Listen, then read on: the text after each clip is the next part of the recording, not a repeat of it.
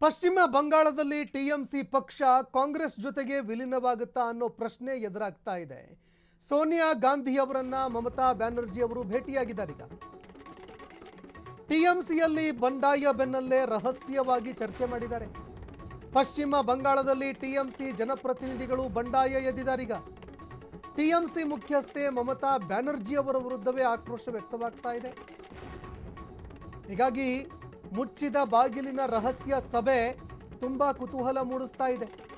TMC ಪಕ್ಷ ಈಗ ಕಾಂಗ್ರೆಸ್ ಪಕ್ಷದಲ್ಲಿ ವಿಲೀನವಾಗುತ್ತಾ ಅನ್ನೋ ಅನುಮಾನ ಕಾಡ್ತಾ ಇದೆ. ನೋಡಿ, 2/3 ಮೆಜಾರಿಟಿ ಏನಾದರೂ ಪಕ್ಷದಿಂದ ಹೊರಗಡೆ ಹೋಗಿದ್ದೇ ಆದರೆ, ಬಹುಮತ ಏನಾದರೂ ಹೊರಗಡೆ ಹೋಗಿದ್ದೇ ಆದರೆ, ಆಗ ಯಾರು ಬಹುಮತವನ್ನು ಹೊಂದಿರ್ತಾರೆ ಅವರು ತಮ್ಮ ಶಾಸಕಾಂಗ ಪಕ್ಷದ ನಾಯಕರನ್ನು ಕೂಡ ಆಯ್ಕೆ ಮಾಡ್ಕೊಳ್ತಾರೆ. ಅಂದರೆ ದೆಹಲಿಯಲ್ಲಿ ಯಾವ ರೀತಿಯಾಗಾಯಿತು ಅದೇ ರೀತಿಯಲ್ಲಿ ಬಂಡಾಯ ಎದುರಾಗುತ್ತೆ. ಮಹಾರಾಷ್ಟ್ರದಲ್ಲೂ ಕೂಡ ಆಯಿತು. ಮಹಾರಾಷ್ಟ್ರದಲ್ಲಿ ಜೀವಂತ ಉದಾಹರಣೆ. ಹೀಗಾಗಿ ಆ ರೀತಿ ಆಗಬಾರ್ದು ಅಂತ ಇದೀಗ ಮಮತಾ ಬ್ಯಾನರ್ಜಿ ಅವರು ಯೋಚನೆ ಮಾಡ್ತಾ ಇದ್ದಾರೆ ಅನ್ನೋ ಮಾತುಗಳು ಕೇಳಬರ್ತಾ ಇದೆ.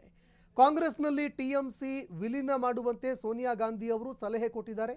ಅದಕ್ಕೆ ಕಾರಣ, ಒಂದು ವೇಳೆ ವಿಲೀನ ಮಾಡಿದ್ದೇ ಆದರೆ ಆಗ ಪಕ್ಷ ಸಹಜವಾಗಿ ಬಹುಮತವನ್ನು ಹೊಂದಿರುತ್ತೆ. ಜಾಸ್ತಿ ಜನ ಕಾಂಗ್ರೆಸ್ ಪಕ್ಷದಲ್ಲೂ ಕೂಡ ಇದ್ದಾರೆ. ಹೀಗಾಗಿ ಪಕ್ಷವನ್ನು ಇಬ್ಬಾಗ ಮಾಡೋದಕ್ಕಾಗಲ್ಲ. ಅಥವಾ ಪಕ್ಷದ ಏನು ಸಿಂಬಾಲ್ ಇದೆ ಆ ಸಿಂಬಾಲನ್ನು ಬಿಟ್ಕೊಡಬೇಕು, ಅಥವಾ ಅಧ್ಯಕ್ಷೀಯ ಸ್ಥಾನವನ್ನು ಬಿಟ್ಕೊಡಬೇಕು. ಇಡೀ ಅಂದರೆ ನಾವೇ ನಿಜವಾದ ಟಿಎಂಸಿ ಅಂತ. ಅಂದರೆ ಮಹಾರಾಷ್ಟ್ರದಲ್ಲಾಯಿತು, ಏಕನಾಥ್ ಶಿಂದೆ ಅವರ ಬಣ ಆ ಒಂದು ಮಹಾರಾಷ್ಟ್ರದಲ್ಲಿ ಇಬ್ಬಾಗ ಆಯಿತು. ಇಬ್ಬಾಗ ಆದ ಬಳಿಕ ನಾವೇ ರೀ ಒರಿಜಿನಲ್ ಆಗಿರುವಂತಹ ಶಿವಸೇನೆ, ಅವರು ಕಡಿಮೆ ಜನರನ್ನು ಹೊಂದಿದ್ದಾರೆ, 2/3 ಮೆಜಾರಿಟಿ ನಮ್ಮ ಹತ್ರ ಇದೆ, ಅದರ ಸಿಂಬಾಲು ಹೆಸರು ಎಲ್ಲವೂ ಕೂಡ ನಮಗೆ ಬರಬೇಕು ಅಂತ ಸುಪ್ರೀಂ ಕೋರ್ಟ್ವರೆಗೂ ಕೂಡ ಅವರು ಹೋರಾಟವನ್ನು ಮಾಡಿದ್ರು.